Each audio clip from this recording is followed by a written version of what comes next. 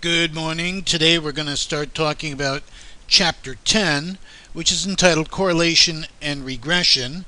And in particular, we're going to start talking about Section 10.2 today, which is entitled Correlation. Alright, what I want to do first is to introduce this topic and motivate it. I want to look on page 495. You'd probably want to turn there as well. And there's a table there, table 10-1, which gives some data regarding shoe length, or the shoe print length in centimeters from particular persons, and their corresponding height, again in centimeters. Let me take a minute to copy that data down. I'll say shoe length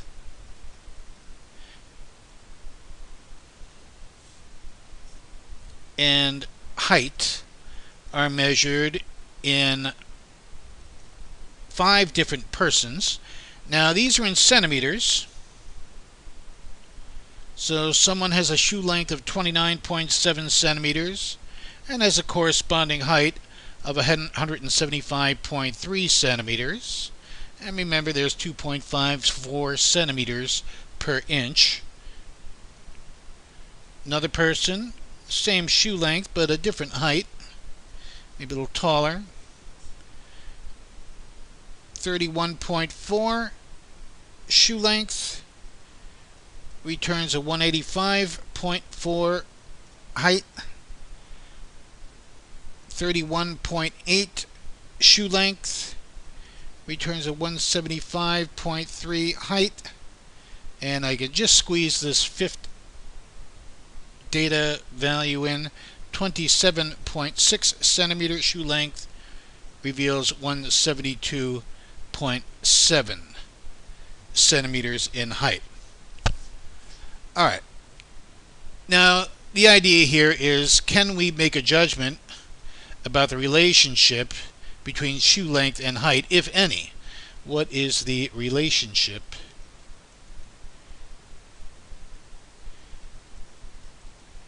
between shoe length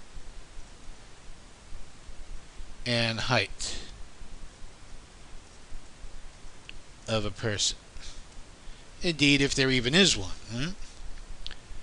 Well, looking at this data, we might see that, well, it's kind of hard to tell. The data isn't ranked. So from the raw data, it's hard to tell what's going on. What I'm going to do is draw in a scatter plot of the data, and I've done it on my calculator. I'm going to roughly sketch that diagram, that scatter plot, on my calculator on the screen here, and I'm going to graph shoe length on the x-axis and corresponding height on the y-axis. And if you do it on your calculator, you know how to graph scatter plots on your calculator. We've done it before in class several times. I get a scatter plot that looks something like this.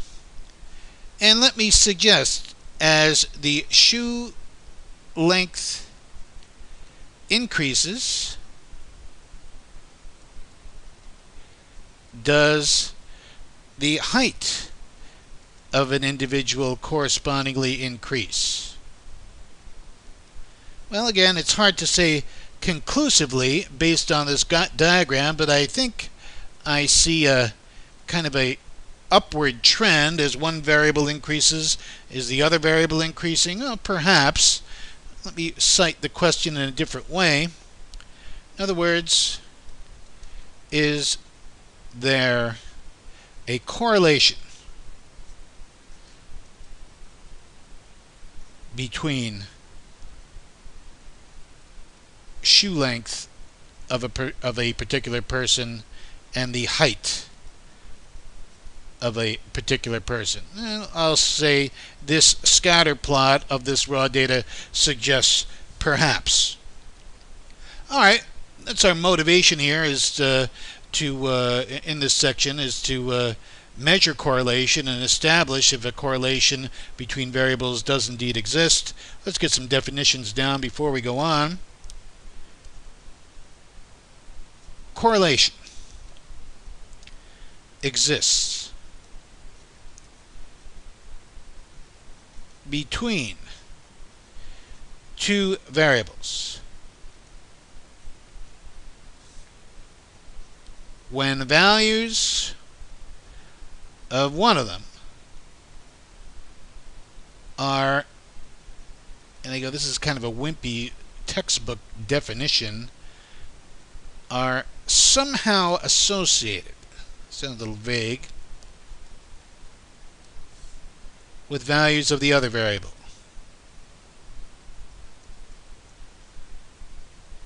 Okay, we'll investigate in more detail what somehow associated means. A linear correlation exists between two variables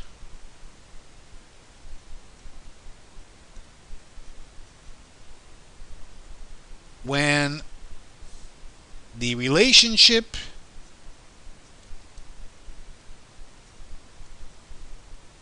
between the two variables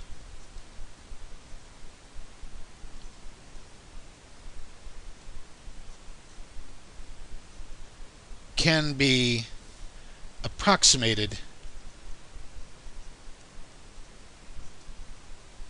by either a line in a graph or a linear formula or a linear equation in a formula. Alright, and we can see we kind of conjectured a linear relationship happening here, perhaps. Alright, so we've got our definitions down, and in the spirit of a picture telling 1,000 words, if I graph pairwise variable data in the xy plane and I get a scatter plot that looks something like this, I would call this a strong or significant positive linear correlation. In other words, as one variable goes up, the other one goes up, and we end up with kind of a line here indicating a positive slope between the x and y variables. If we were to have something like this, again graphing a different set of data, pairwise data, and we get a scatter plot that looks something like this. Well, if one variable goes down as the other variable goes up, well, then we have what we call a strong negative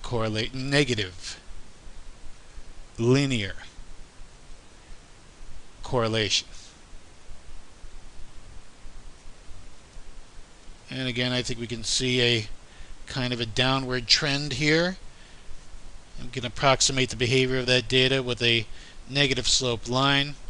And if you've got pairwise entered data values that result in a scatter plot that looks something like this, in other words, you've got data all over the place, looks like no real relationship or no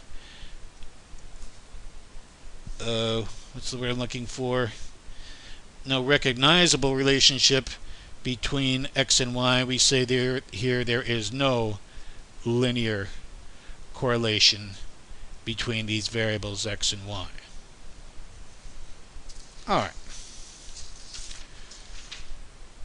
well, some variables are more correlated than others, and our goal here is to seek a way to measure the strength of a linear correlation. How to measure strength of a linear correlation. Alright, we do that with a value called little r, that's a lowercase r.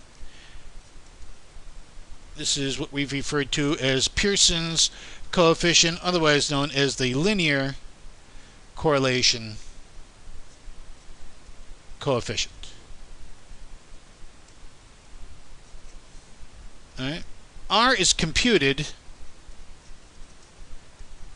with sample data.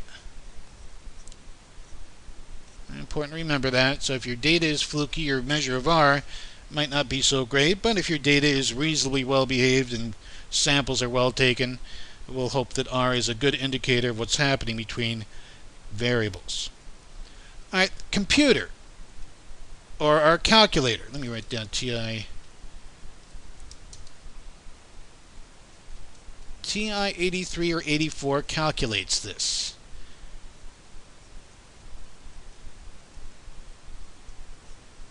This value. All right, and that's good news. If you look in the book on page 499, it'll give you an idea of the gruesomeness that being avoided here by using the TI-83-84 calculator. Okay, I'll say the formula for R, if you insist on doing it by hand, is on page 499 in our text, and I think if you look at that formula once, you'll probably not want to look at it again.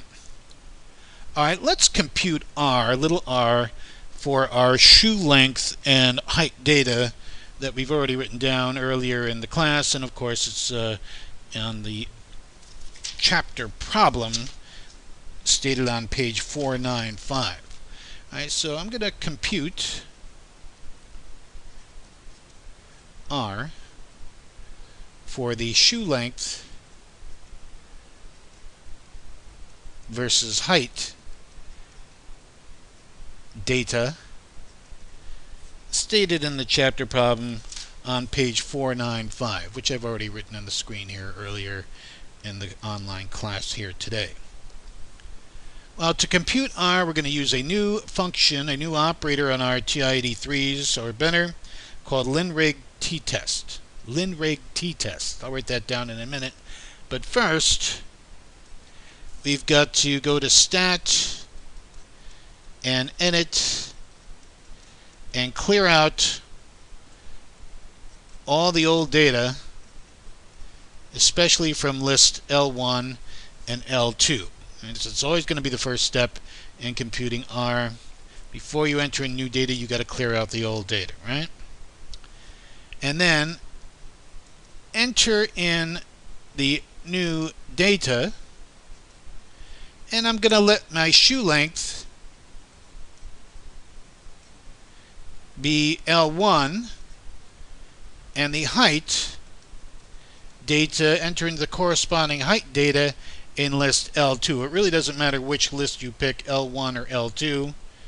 Right? This formula for R is symmetric in X and Y, symmetric in the order of input of your pairwise linked data. Alright, so that's our first step. Clear out the old data and enter in the new data in list L1 and L2, let's say. Alright, our new command that we're going to use after we do that first step is Lin Drake Test. Lin Drake stands for linear regression. More on regression later. Lin Drake Test. Okay? Alright, to get there, I'm going to get a fresh screen here.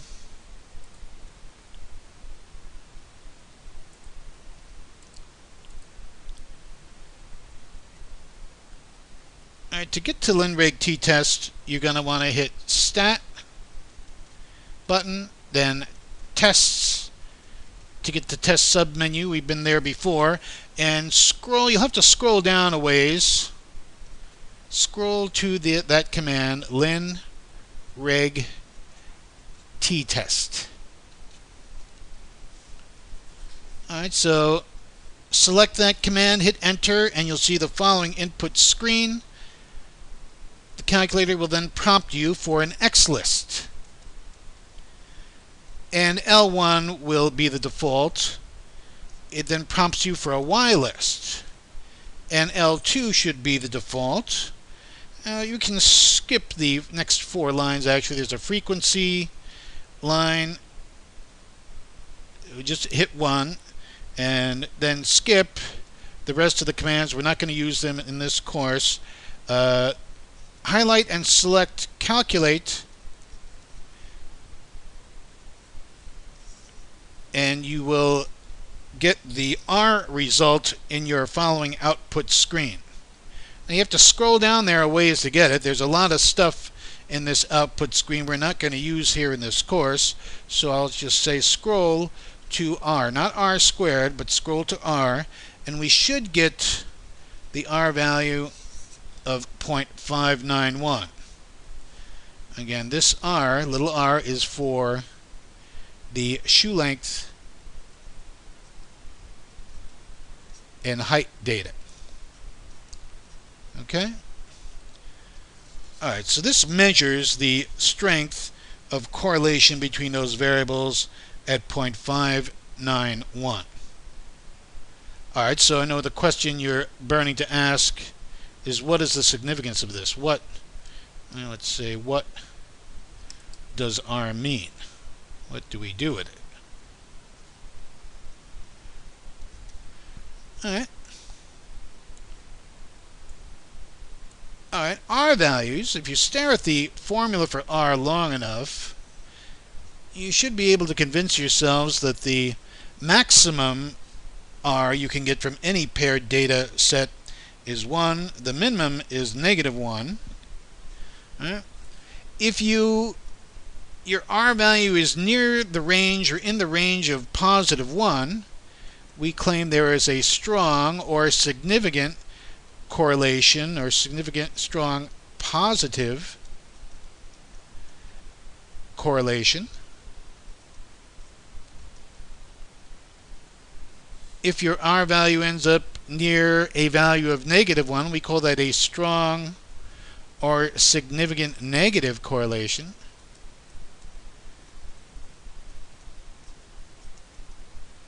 And if your value for R tends to be in the middle ranges, near 0 perhaps, we say there is no correlation, or no significant or no strong correlation, positive or negative, between these data values.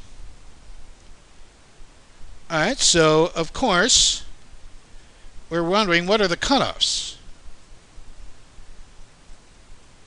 What are the cutoff values for R beyond which we will claim strong positive or strong negative correlation? I call those critical values for R. And let me label them here. Critical value on the negative side of 0 and critical value on the positive side of 0. Right? How do I establish what the cutoffs are? Right? Well, we'll call those critical values for R. In this section, we're not going to be using the hypothesis test method, the p-value method. We're going to be using a critical value method in this section, please note. Alright, how do we establish these cutoffs? Well, what I'd like you to do is turn in your books, see table A-6 on page 732. You'll see a table that looks something like this. I'll copy a little of it here. The table gives us an n value representing the number of pairwise entered data. Gives us two possibilities for alpha, 0.05 or 0.01, kind of a medium and small level of significance. And it lists values, possible values for n in this table, and I'll copy a few of them. So here are going to be the critical values for R for 4 paired data values. Here are the critical values for R based on your level of significance for 5 pairs of data values. And 6, I'll copy 6 down as well, 0.811 and 0.917, and down the line we go, right? Alright, let me write down, now you may see there's no negative values here. How do we establish the negative critical values for R? To find critical values for R in any particular situation, basically we use plus or minus the values shown in the table.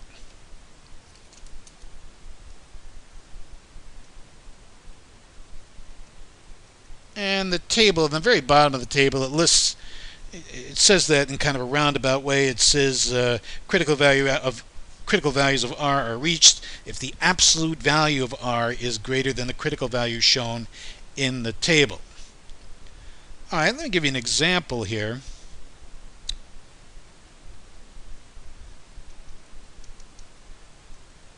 Find critical value for R if n equals 5, which is the same value for the number of pairs in our shoe length and height data, and alpha equals 0.05. Alright, well, if we go to our table for n equals 5 and alpha equals 0.05, we see the intersection of that row and column is 0.878.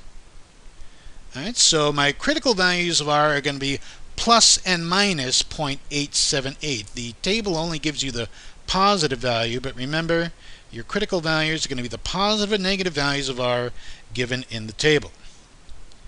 Alright, so for our shoe length and height data, the critical values for R at the 0.05 significance level are going to be plus and minus 0.878. Let me check that. Alpha equals 0.05, n equals 5 for 5 pairs of data, plus and minus 0.878.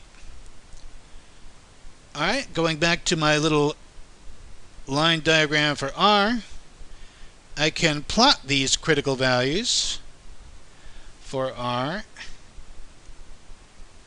on my diagram, and I should label them critical value, east and west. And now I can make a judgment about the strength of linear correlation between shoe length and height in our example. All right, recall, R for the shoe length and height data was what? It's 0.591. All right, what I'm going to do is I'm going to plot what I call a verdict arrow and locate R on this diagram. Well, 0.591, it's less than 0.878, but certainly greater than 0. Oh, by the way, 0 should be right smack in the middle of this diagram. All right. So I'll call this a verdict arrow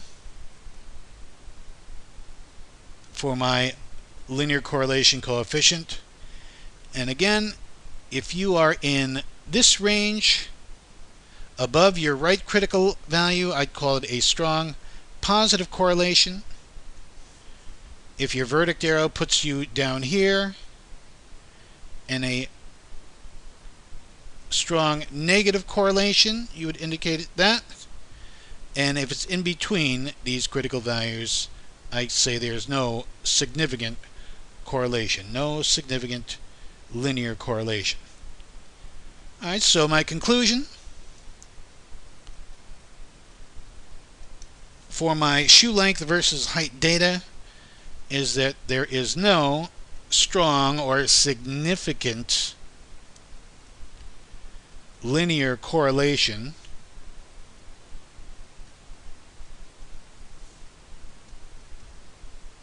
between shoe length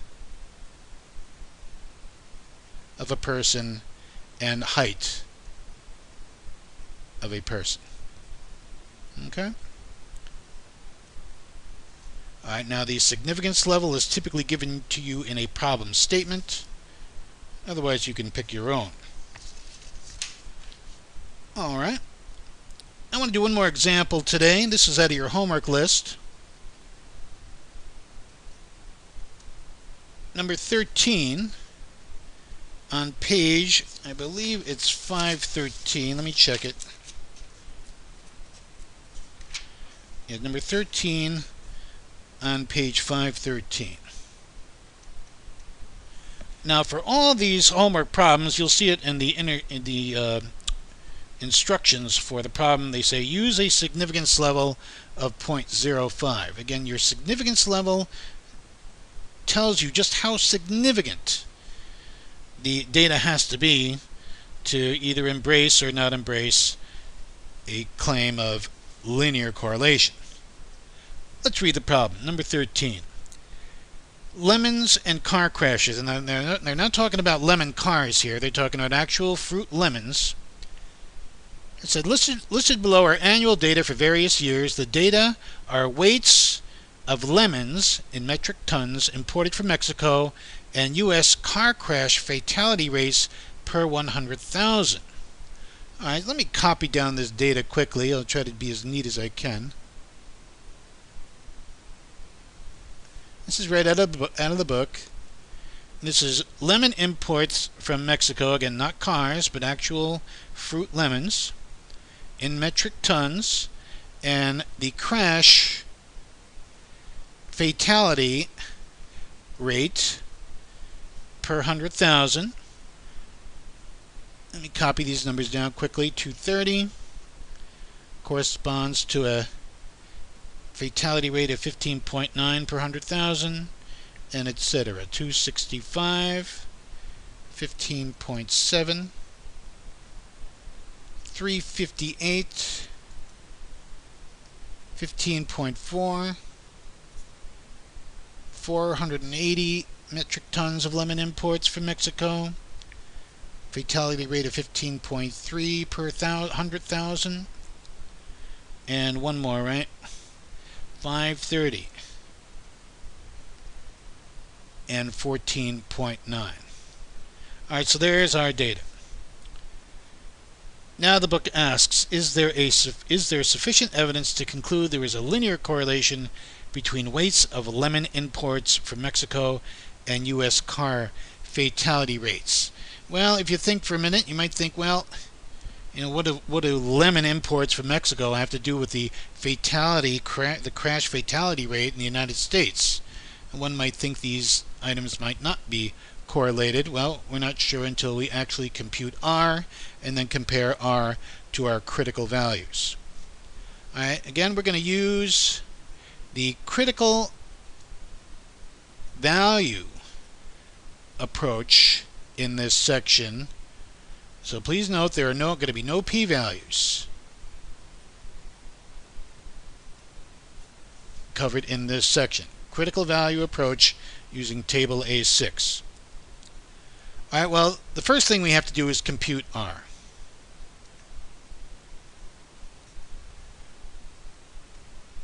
Alright. And again, you've got to clear out old data.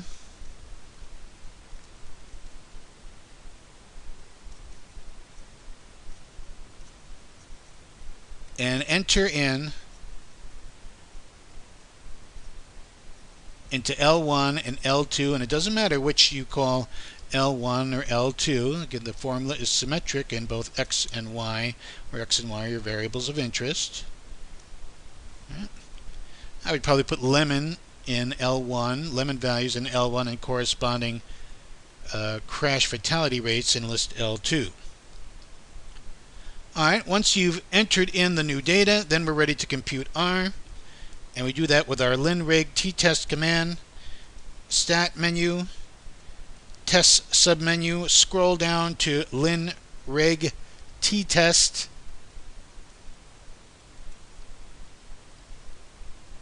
Then we'll enter in the values prompted for our X list. Again, the default is L1, and that looks good. And the Y list, the default should be L2. Alright, then we hit calculate and enter, and we scroll down, and eventually you'll hit the little R value in your output screen of negative 0.958. Okay. Now, I was surprised when I saw this. Again, we conjectured that, you know, do we really expect quantity of lemon imports to affect the car crash rate nationwide? Now this looks like a rather low value, very near -1, and suggests that well, something's going on between lemon imports and car crash fatality rates. If we take a peek at the data again, I see no discernible pattern from the data. It might help if the data was ranked, but it's not. Well, we'll see. Once we compute our little r value, we've got to then establish critical values for r. So I suppose the first step would be to compute r, which we've got right here, and now establish critical values for r.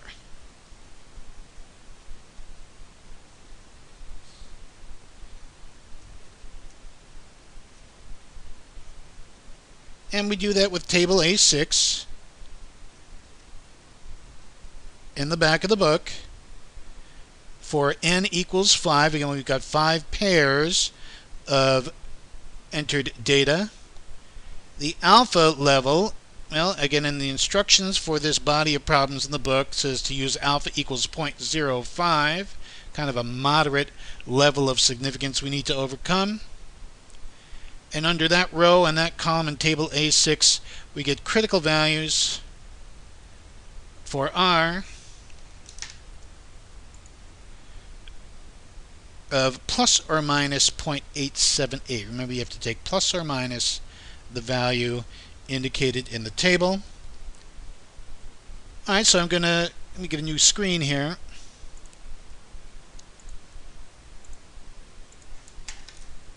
I'm going to draw a little diagram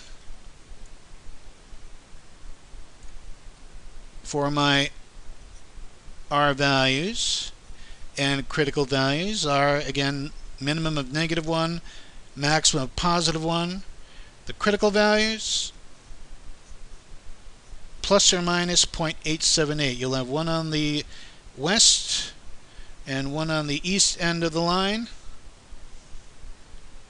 I like to indicate 0, smack dab between -1 and 1. The little r value we got from our data was -0.959. And I'm going to draw the verdict arrow, certainly very much in our strong negative range. Okay. So I would claim a strong or a significant negative correlation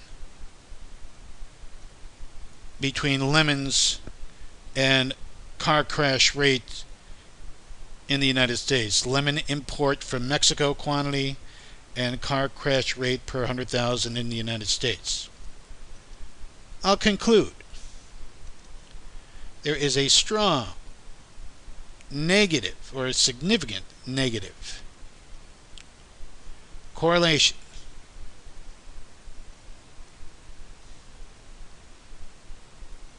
I'll see a strong negative correlation exists between lemon fruit imports from Mexico in metric tons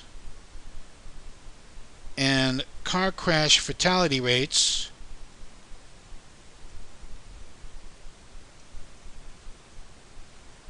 per 100,000 in the United States. Alright, so that's the nuts and bolts of it. The book asks us kind of a critical thinking type question here at the end of the problem. Let me talk about that briefly. Do the results suggest that imported lemons cause car fatalities? Let me write that down. Do these results suggest imported lemons from Mexico cause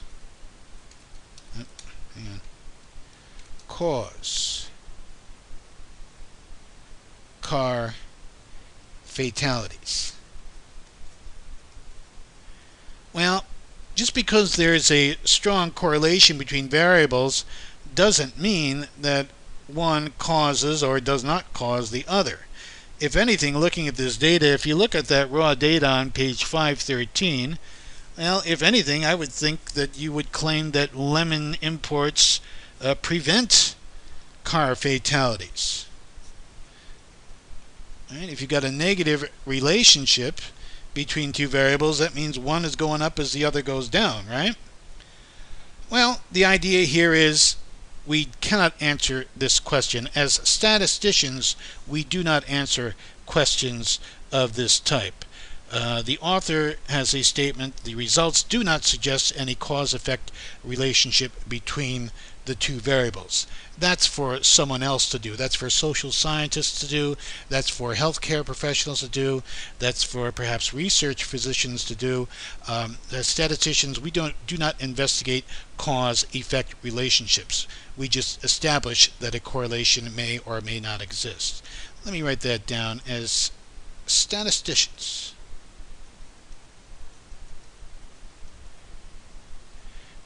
we do not make claims generally of cause or effect relationships. That is for other scientists to investigate. All right? But if I was to choose cause or prevent, based on the data, I probably might say prevent if I was a social scientist or a healthcare professional research physician. Alright, I'll call it a day here. We've talked about correlation, how to measure correlation, and more importantly, how to measure strength of correlation. Alright, we'll call it a day. This concludes section 10.2, correlation.